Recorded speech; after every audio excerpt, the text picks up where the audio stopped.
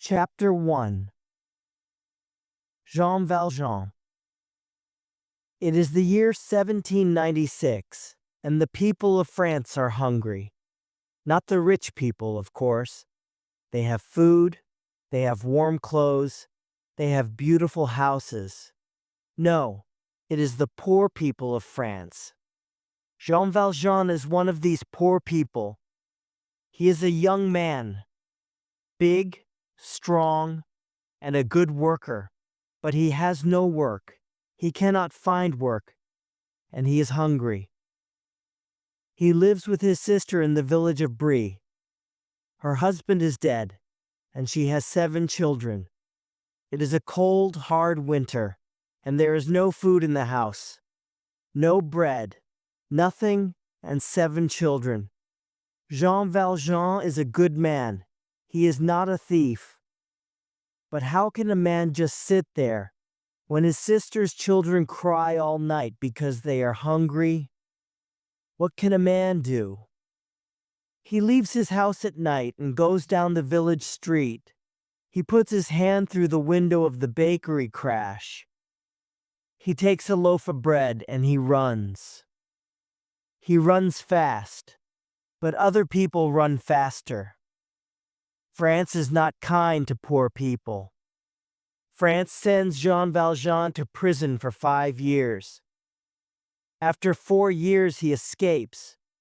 They find him and bring him back. They give him 6 more years. Once again he escapes, and 2 days later they find him. And they give him another 8 years. 19 years in prison for a loaf of bread. In 1815, when he leaves prison, Jean Valjean is a different man. Prison changes people. Years of misery, years of back-breaking work, years of cruel prison guards. These things change a man. Once there was love in Jean Valjean's heart.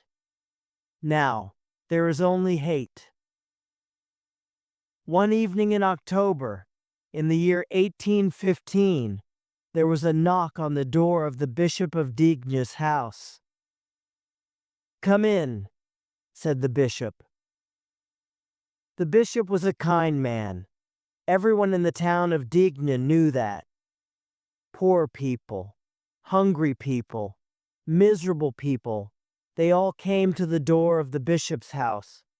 The bishop's sister looked at the man at the door that night, and she was afraid. "Look at him," she whispered to the bishop. "He is a big man, and a dangerous one. He carries a yellow card, so he was once a prisoner, a bad man." But the bishop did not listen. "Come in, my friend," he said to the man at the door. "Come in. You must eat dinner with us and sleep in a warm bed tonight." The man stared at the bishop. "My name is Jean Valjean," he said. "I was a prisoner in Toulon for 19 years. Here is my yellow card, see? People everywhere shut their doors in my face, but not you. Why not?" "Because, my friend, in the eyes of God, you are my brother," said the bishop, smiling. "So, come in, and sit by our fire." The bishop turned to his sister. "Now, sister, our friend Jean Valjean needs a good dinner. Bring out the silver dinner plates. It's a special night tonight." "Not the silver plates," whispered the bishop's sister. Her eyes went quickly to Jean Valjean, then back to the bishop's face.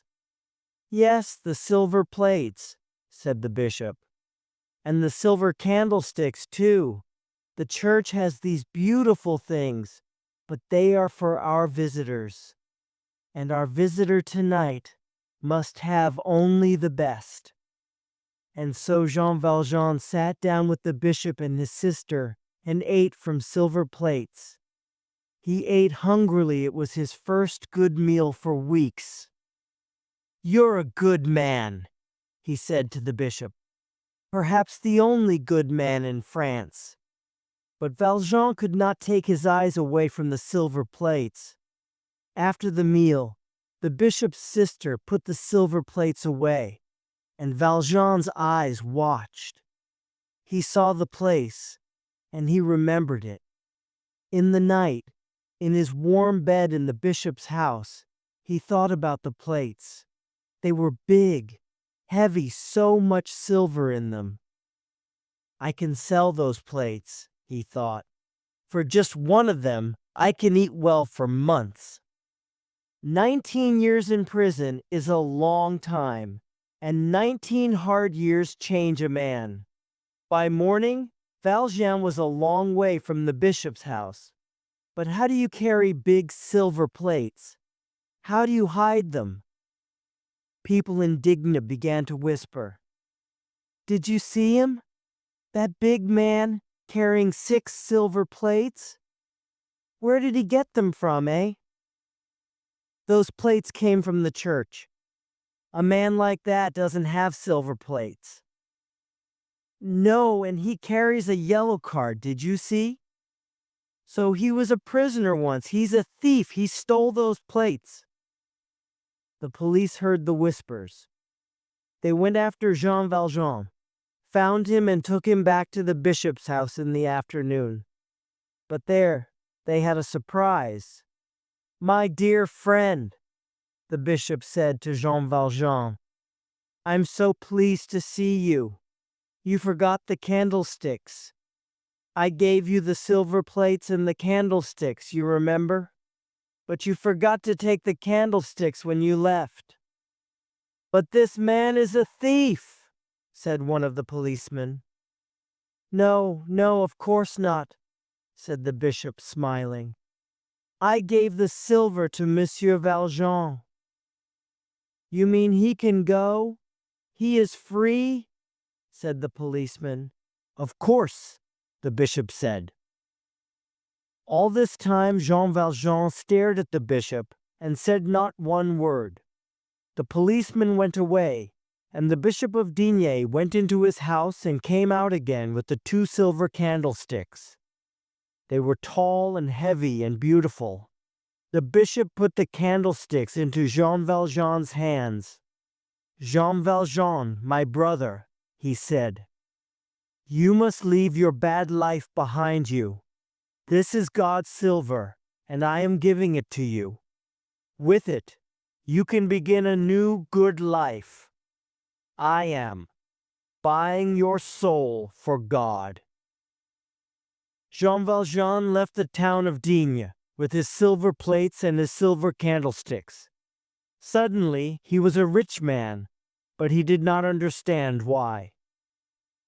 What's happening to me? He thought. Everything is changing. How can I hate people when this bishop is so good to me? What shall I do? How shall I live? Prisoner Valjean did not understand anything. He sat down by the road, with his head in his hands, and cried. He cried for the first time in 19 years. How long did he sit there crying? What did he do next? And where did he go? Nobody knows, but when the sun came up on a new day, he was a changed man. Chapter 2. Fantine. Now we meet Fantine.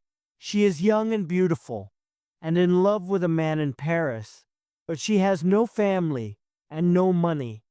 For Fantine, this is the love of her life. For the man in Paris, it is just a summer of love. Men are not kind to women. They have their fun, and then they walk away. The man in Paris goes home to his rich family and leaves poor Fantine with a child, a little girl called Cosette. Fantine must find work. But how? Fantine has a child but no husband, and a woman without a husband is nothing, worse than nothing. People are not kind to a woman with a child but no husband. They turn their faces away. They close their doors. They say, "There's no work here for a woman like you." Fantine loves her daughter dearly, but what can she do? So in 1818, in a village near Paris, she leaves her little daughter with Monsieur and Madame Thénardier. They ask for 7 francs a month. Fantine pays the money, holds her daughter in her arms for the last time, and leaves. She takes the road for her hometown of Montreuil, and tears are running down her face. There is misery in her heart. Poor Fantine, poor Cosette. In Montreuil, Fantine finds work in a factory. This is the factory of Monsieur Madeleine, an important man in the town and very rich. Everybody likes him because he is a good man. He is kind to his workers, he helps people, and his factory gives many jobs to the townspeople. But who is he, this Monsieur Madeleine? Where did he come from? He arrived in Montreuil at the end of 1815, but nobody knows his family or anything about him. Fantine sent money every month to the Thénardiers. They were not good people, and they used the money for their own daughters. Poor little Cosette was a hungry, dirty, unloved child. She worked all day, she cleaned the house, she carried water, she washed the clothes. But Fantine knew nothing of this, and she worked long hours to make money for Cosette. The next year, the Thénardier asked for 12 francs a month. The year after that, they wanted 15 francs. Then Fantine lost her job at the factory because the women did not like her. She has a child, in a village somewhere near Paris. Yes. And where's her husband? She doesn't have one. We don't want that kind of woman here. She must go. Fantine found work making shirts. It was hard work for little money. She was often ill with a small dry cough. The Thénardier wrote again. Your daughter needs a warm dress for winter. Send 10 francs at once. Fantine did not have 10 francs. She thought long and hard and went to the barber in the town. She took off her hat and her golden hair fell down her back. That's beautiful hair, said the barber. What can you give me for it? 10 francs. Then cut it off. She sent the money to the Thénardier. My daughter's not cold now, she thought. She's wearing my hair. Soon another letter came from the Thénardier. Send 100 francs, or Cosette must leave our house. 100 francs. How can a poor woman get that kind of money? There was only one way. One cold winter evening, outside a restaurant in the center of Montreuil, a woman walked up and down. There was snow on the ground, but the woman wore an evening dress, with flowers in her hair. Some young men came out of the restaurant, saw her, and began to call her bad names.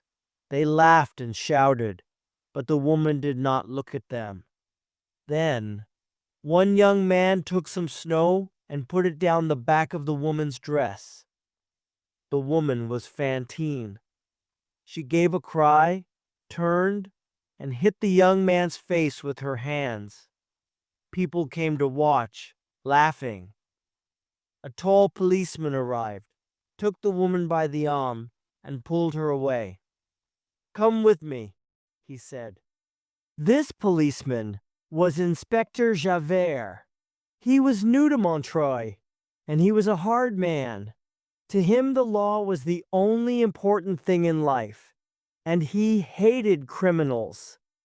The law in France at that time was not kind to women like Fantine. Javert took Fantine to the office of police. You hit a man in the street, and that's a crime, he told her. You're getting 6 months. 6 months in prison?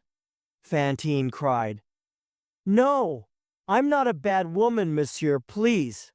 One must work. I need the money for my little daughter. Please, please don't send me to prison. She fell to the floor crying. Take her away, Javert said to a policeman. "One moment, please," said a new voice. Everybody turned to look at the door, and there stood the great Monsieur Madeleine. He was an important man in Montreuil.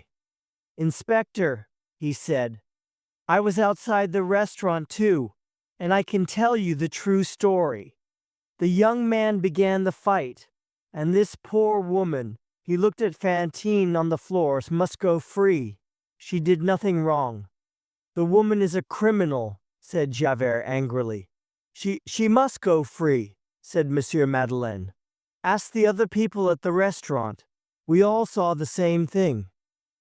Fantine stood up slowly. She began to cough, a hard, dry noise. Monsieur Madeleine took her arm gently. "My dear child, you are not well," he said.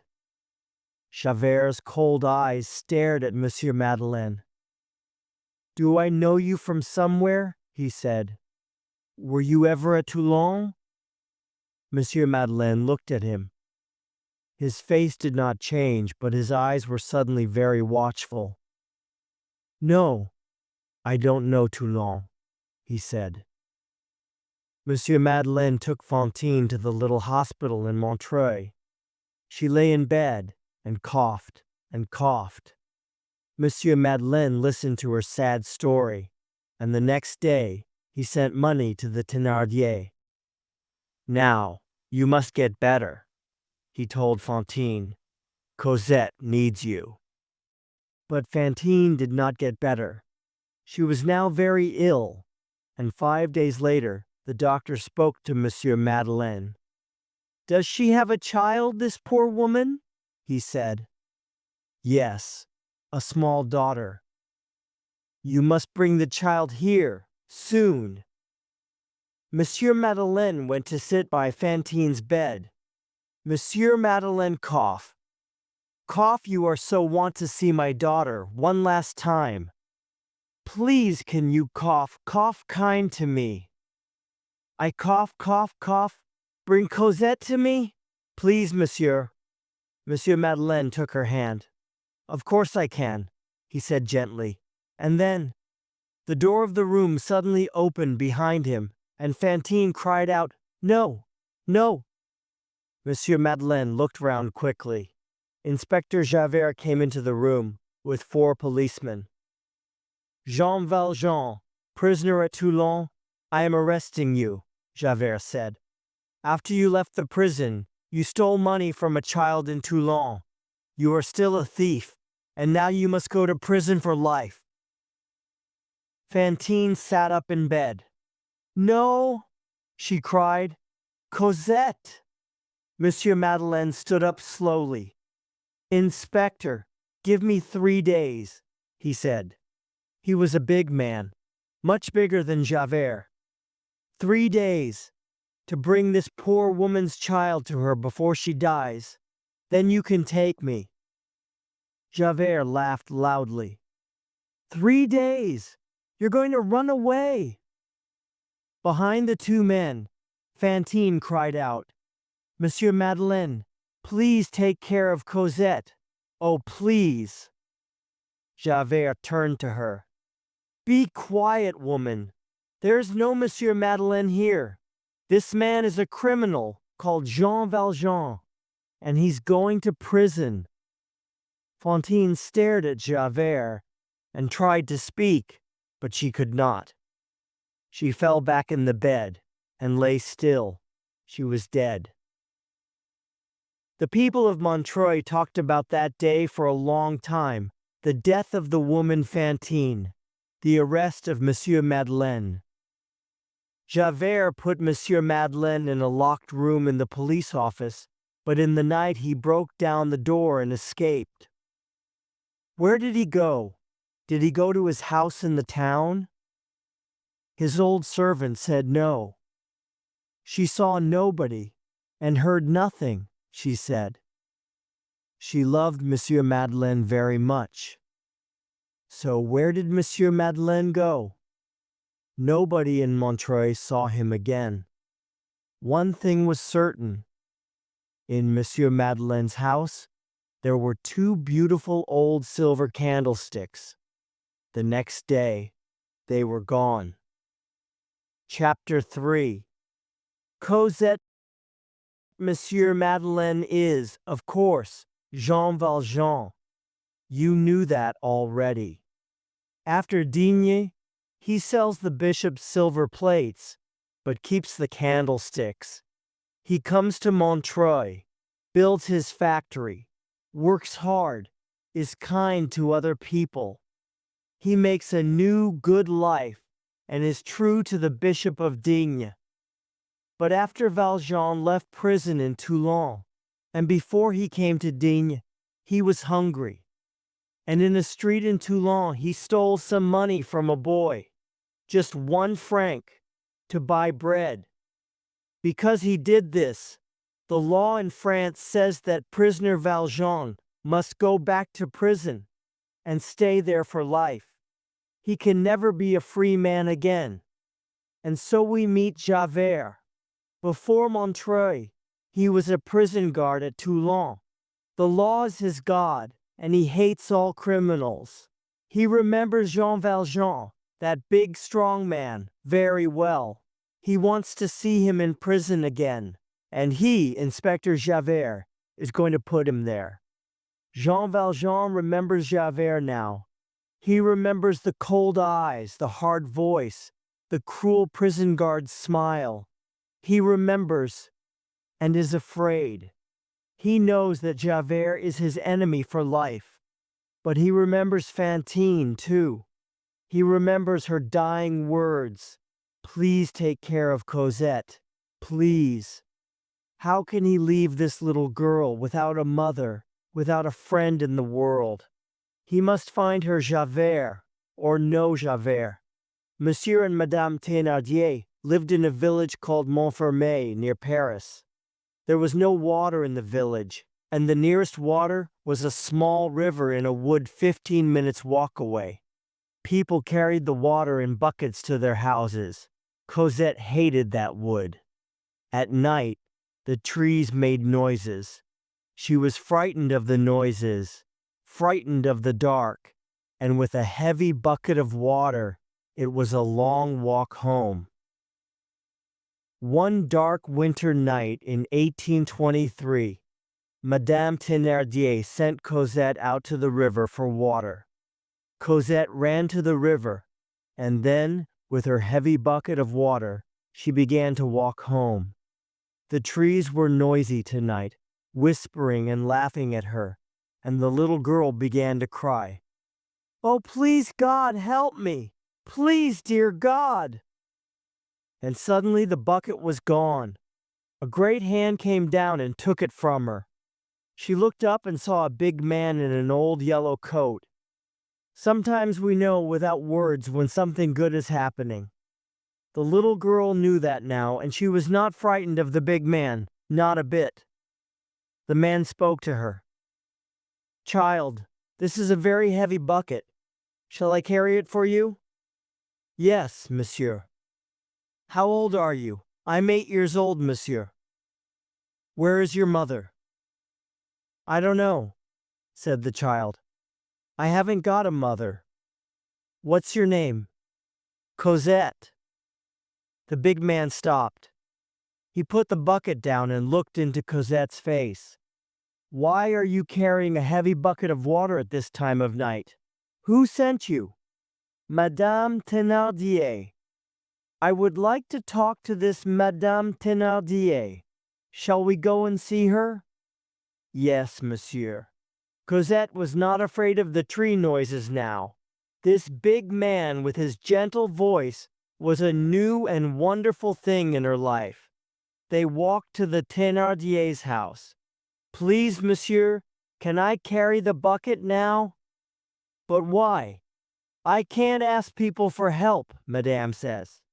"She hits me when I do that," Cosette said. "She hits me all the time." He gave her the bucket. The Thénardiers were very surprised to see Cosette's new friend, this big man in the old yellow coat. Inside the house, the big man looked at Cosette. He saw her thin clothes, her dirty hair, her big, frightened eyes. She was small for her 8 years. Her hands were red from kitchen work, and she had no shoes. Why does this child have no shoes on her feet on this cold winter night? He said to Madame Thénardier. Madame Thénardier looked at Cosette angrily. Go into the kitchen, Cosette. There is work to do. Go. And who are you? Monsieur Thénardier said. I am here for Fantine, the child's mother, said the big man. You don't need to know my name. Fantine is dead, so you can get no more money from her. Here he put some money on the table. It's 1,500 francs. Now call the child. I'm taking her away. When Jean Valjean and Cosette left Montfermeil, Cosette did not look back. She never wanted to see Madame Thénardier again. She put her cold little hand into Valjean's great hand and looked up into his face. Monsieur, she said, can I call you father? Valjean looked down at her big round eyes. Yes, he said. He did not know love. He did not understand love. But in that moment, suddenly, he felt a father's love for this small child. Yes, he said again. Yes, you can call me father. It's a good name. Hand in hand, they walked away on the road to Paris. In Paris, Cosette learnt to laugh, and to sing like a bird, and to be happy. Jean Valjean learnt to be father and mother to this child, and he loved her dearly. But they lived quietly, moved house often, and only went out at night, because Javert, too, was in Paris. When Valjean escaped from Montreuil, Javert came to Paris to look for him. He was now an important inspector in the Paris police. Every criminal in Paris was afraid of Inspector Javert. Once, Valjean saw Javert by the river, and the next day he looked for a new place to live. He found one, behind the high walls of a girls' school. The school gave Valjean a job as a gardener, and he lived in a little house in the big gardens. Cosette lived in the school. But every day she came to the gardener's little house for 1 hour. They talked and they sang and they read books. It was the happiest hour in the day for her and for Jean Valjean. And so the years passed. Chapter 4. Marius 9 years pass.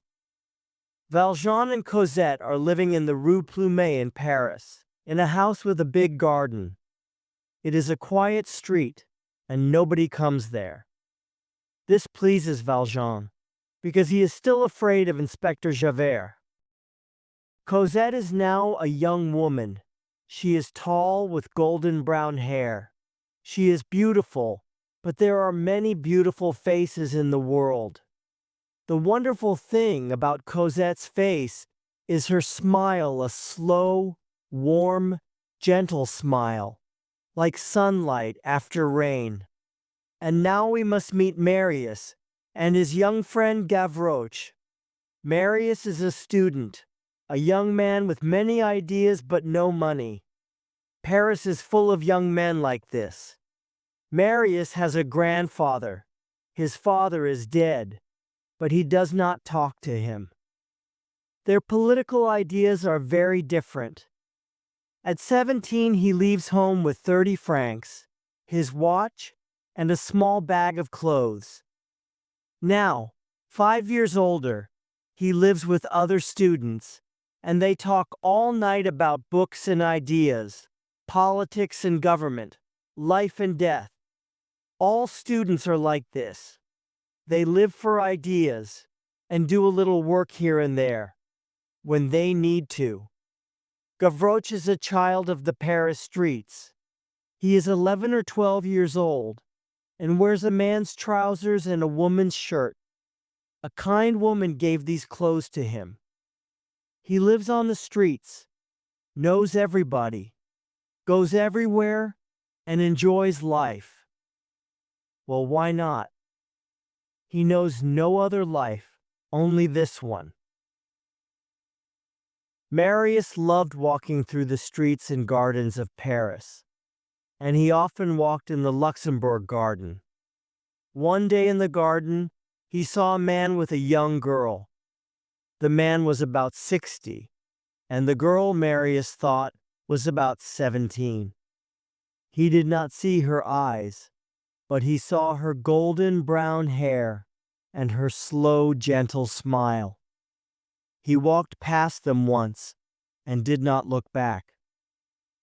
But he came to the Luxembourg the next day, and the day after that, and for the next 5 days. The man and the girl were always there. He could not stop looking at the girl. He wanted very much to see that smile again. On the 7th day, the girl turned her head and looked at Marius. She looked into his eyes across the garden, and that look went, like a bullet from a gun, into Marius's heart. There were no words, but at once Marius knew, and the girl knew. This was love. Life stopped for Marius then. He spent hours in the Luxembourg, and every time he saw her, the sun came out, and all the birds in the garden began singing. But the man began to look at Marius too, and his face was not friendly. Marius was afraid, and he went to Gavroche. Gavroche, please, you must help me. Why? What's the matter, Monsieur Marius? There's a girl, Gavroche. She walks in the Luxembourg every day. I want you to follow her home and tell me the address. Why don't you follow her? I'm busy, said Gavroche. I'm afraid to, said Marius. Her father, grandfather, I don't know, is watching me. He doesn't like me. Why is this important, Monsieur Marius? Gavroche said. He had a big smile on his face. Because I'm in love, shouted Marius. Please, Gavroche, do it. Gavroche ran away, laughing. 2 days later, he came to Marius's rooms. Rue Plumet, he said. House at the end of the street. Hard to find. You need to look for it. Spring came, and Cosette began to go out into the garden at Rue Plumet. She was usually alone. Her old servant Toussaint was always in the kitchen, and father, Jean Valjean, was in his room, reading. Cosette was sad. She remembered the young man in the Luxembourg garden, but father no longer wanted to go there. But that evening in the Rue Plumet garden, something very wonderful happened. She heard a voice, a man's voice. She looked round, and it was him. I'm so sorry, he said. Please don't be afraid. I just wanted to... You remember the Luxembourg garden? I saw you there for the first time. I can't forget you. Day and night, I think about you. Please don't be afraid. You see, I love you. It just happened to me. I can't stop it. Don't be afraid. Please. Cosette listened to this wonderful river of words and then held out her hand to him. He took her hand and she pulled it to her and put it against her heart. Then you love me? He said. Of course. You know that. A kiss. No words. They did not need words. Later, words came. The story of his life, the story of her life, everything. Between lovers, everything is interesting. When they were done with words, Cosette put her head on Marius's shoulder and asked, What is your name? My name is Marius. And yours? Cosette. Every evening they met secretly in the garden at Rue Plumet. A kiss, a gentle laugh, whispered words of love. It was the spring and summer of their young lives. But around them, outside their garden, there was change. There were angry people.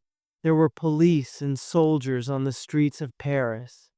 And one day, Jean Valjean said to Cosette, "My dearest child, we live in dangerous times. We must leave France and go to England." Cosette looked at him with frightened eyes. "Must we go, father?" she said. Valjean watched her face. "We must," he said. "Get ready to leave very soon." There was a change in Cosette. Valjean remembered the young man in the Luxembourg garden, and he looked at Cosette's beautiful young face. He was afraid of losing his dear daughter. That evening, in the Rue Plumet garden, there were many unhappy tears. "But you must follow us to England," cried Cosette. "How can I do that?" cried Marius. "I have no money, no passport even. England to me is like the moon." They held hands in the moonlight. "Listen, I have an idea," Marius said slowly. "Wait 2 days, perhaps ... 2 days?" cried Cosette. "How can I live 2 days without you?" Chapter 5. Love and Rebellion. So what is Marius's idea? It is this. He wants to marry Cosette, but he has no money. His grandfather has money. He must ask his grandfather. But his grandfather is an old man, and old men's ideas do not change easily. He shouts at Marius. Marius shouts back, and that is the end of that. The next evening he goes as usual to the Rue Plumet. There is nobody in the garden. The house is dark. The windows are closed. Cosette and her father are gone. Marius cannot live without Cosette. He wants to die, but Gavroche tells him that his friends need him.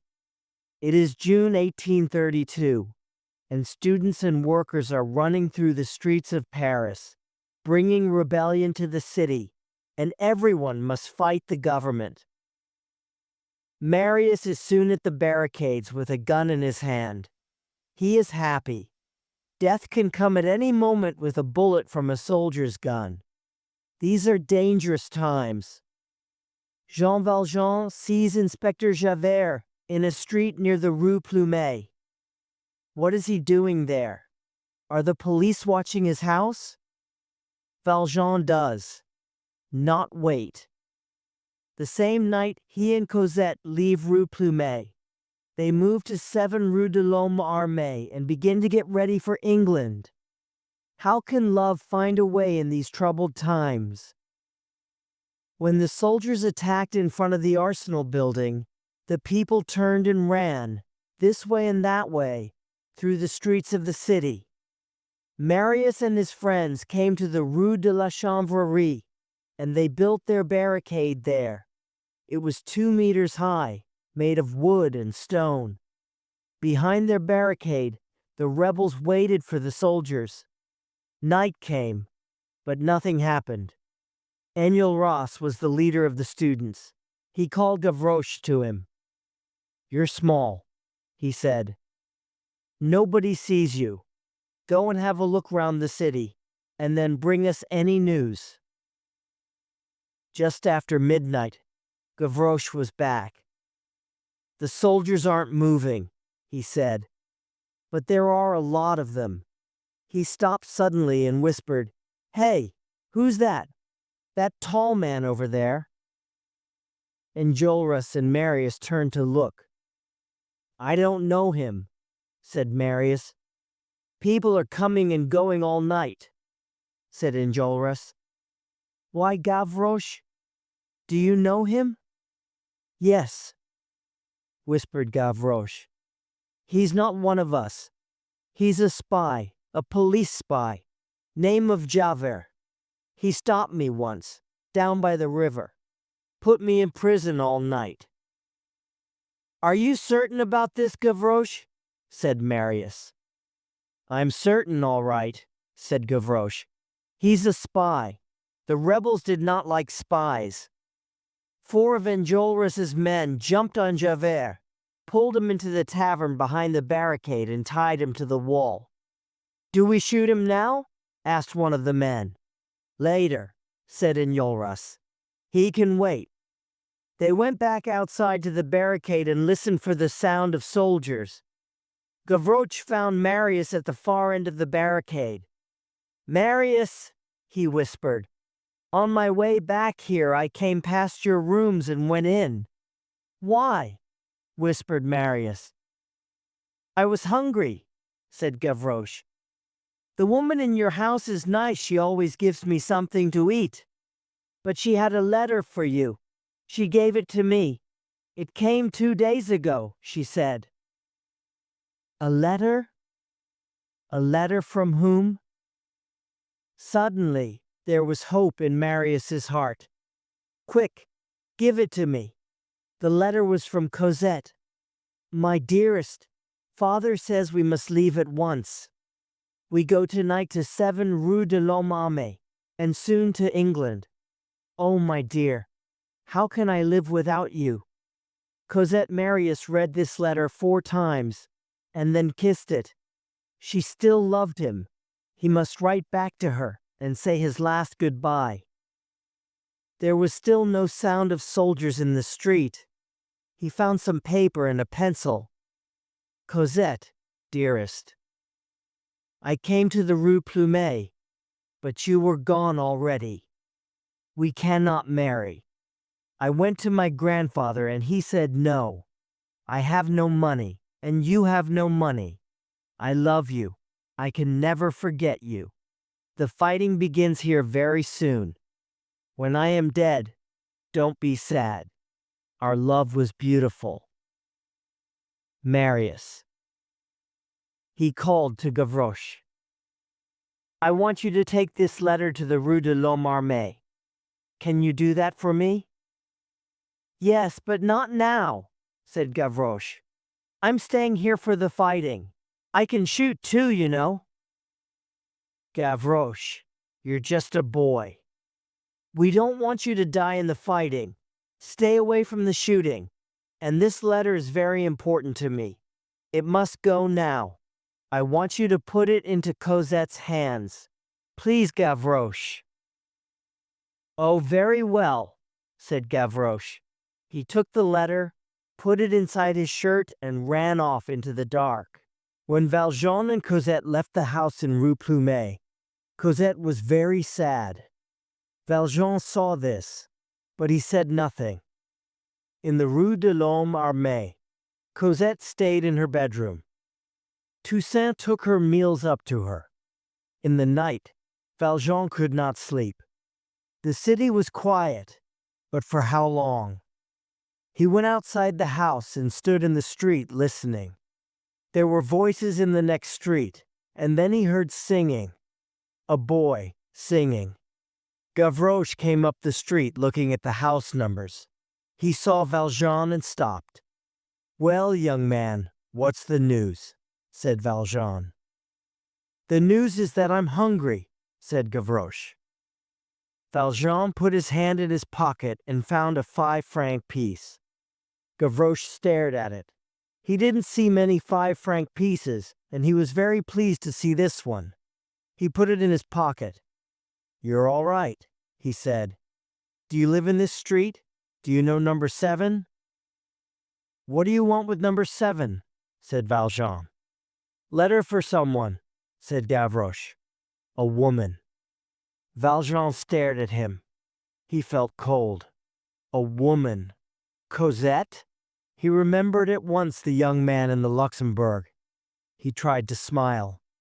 "Ah, that's the letter for Cosette," he said. "I'm waiting for it." "Yes, that's her. Well, here you are," said Gavroche. "It comes from the barricade in the Rue de la Chanvrerie. I'm going back there now. Good night, monsieur." Jean Valjean went back into the house with Marius's letter. He read it quickly. "I love you. I can never forget Jan. So Cosette, his dear, dear daughter, was in love. She was his world. Without her, his life was nothing.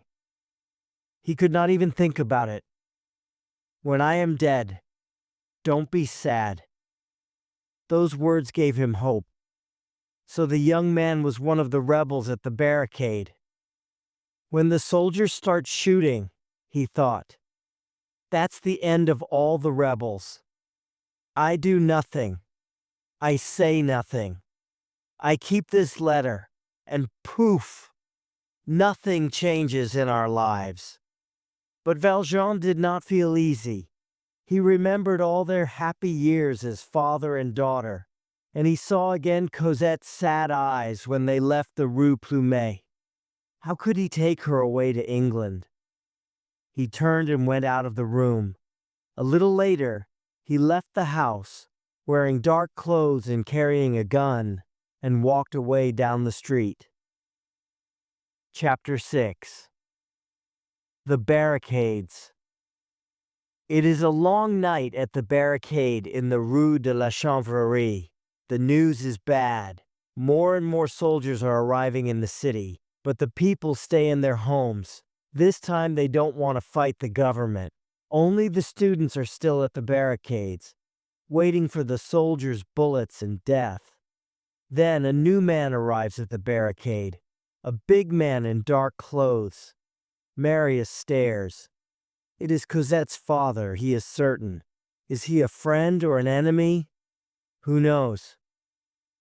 Inside the tavern, Javert too waits for death. Rebels shoot spies. He knows that. Does he think about his life, waiting there in the tavern? Is the law always right?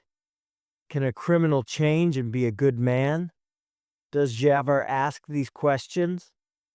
Who knows? Daylight comes, and the shooting begins. Rat-a-tat, rat-a-tat, rat-a-tat on the barricade. Noise and shouting, cries and screams. Valjean saves Enjolras' life. 2 men die. Valjean carries the bodies into the tavern, sees Javert, and Javert sees him. Then the shooting stops. The rebels need more bullets, and Gavroche runs out to the front of the barricade. Come back, Gavroche! He doesn't listen and starts singing. There are dead soldiers lying in the street. Gavroche takes the bullets from their bags and puts them into his bag. He is small and quick, and his bag is nearly full before the soldiers start shooting at him. Come back, Gavroche. He sings louder, but the 5th bullet hits him, and he falls down in the street. He moves once, then falls back. Gavroche is dead. A child of the Paris streets, his singing now stopped forever. Just another dead body in the rebellion. Smoke from the guns is everywhere. It is hard to see anything. But Marius runs out into the street, picks Gavroche up, and runs back. He puts the small body on a table in the tavern and cries. It is going to be a long day. Behind the barricade, Enjolras talked to the men. They're going to attack again soon, 60 soldiers to every one of us. Marius and I are your 2 leaders. Gavroche brought us bullets, so let's use them well and fight to the end. Let's kill the spy now, said one of the men. Then Valjean spoke. Give him to me. I can do that for you. I'd like to shoot him. Enjolras looked at him. You saved my life, friend. You can have the spy. Valjean took Javert out of the tavern to a little street behind. He took out a knife. Oh, a knife, said Javert. Of course, a criminal's way to kill. So, kill me, and be quick. Valjean said nothing. He cut the ropes around Javert's arms and legs, then stood up and said, You're free to go. Javert stared. He could not understand this. I live in the Rue de l'Homme Armé, Valjean said. The next time we meet, you can arrest me. Now go. Javert turned and walked away. Valjean fired his gun into the air, then went back to the barricade. It's done, he told Enjolras. Now the second attack began. The government had more men, more guns, more bullets, and one by one, the students began to die. Marius was on top of the barricade. He was one of the last men still alive. But then 2 bullets hit him, and he fell. 2 great hands at once picked him up. Cosette, whispered Marius, and then he went into that dark night. Jean Valjean knew Paris well, knew its little back streets, its secret places. He used them now. With the dead or dying Marius in his arms, he ran through the back streets, watching at every corner. Night came, and the sky was full of the smoke from the guns. Valjean stopped to rest. In Marius's pocket he found a piece of paper. Take my body to my grandfather's house in. The address was in the Marais, not far away. Valjean began to pick up Marius's body again, and a hand came down hard on his shoulder. Valjean turned. Javert stood behind him. What are you doing here? He said. Who is this man? Valjean stood up. Inspector Javert, he said. I told you, I'm tired of running and hiding. You can arrest me, put me back in prison. I ask just one thing. Help me to take this young man home. That is all. He's dead, said Javert. No, not yet. He lives in the Marais with his grandfather. Look, he showed Javert the piece of paper. Javert read the address, then called to a carriage along the street. They put Marius's body on the back seat and sat side by side on the front seat. At the house of Marius's grandfather, a servant opened the door. She gave a little scream when she saw Marius in Valjean's arms. It's Monsieur Marius. Take the boy in, said Javert. I'm waiting for you here at the door. His voice was different, uncertain. Valjean looked at him, then carried Marius's body into the house. Call a doctor quickly, he said to the servants. He was at the barricade and has 2 bullets still in him. Then he came back downstairs and out into the street. Javert was gone. Valjean looked up and down the street. Nothing. Nobody. Down by the river Seine, near the Place du Châtelet, Javert stood on the bridge, looking down into the water. What must I do? He thought. But for the first time in his life he had no answer. Valjean's words at the barricade went through his head again and again. You're free to go. Free to go. Free to go. I can do one of 2 things, Javert said to the river. I can arrest him, or I cannot arrest him and say, you are free to go. But the law is the law, so I must arrest him. But he gave me my life, so I must give him his life.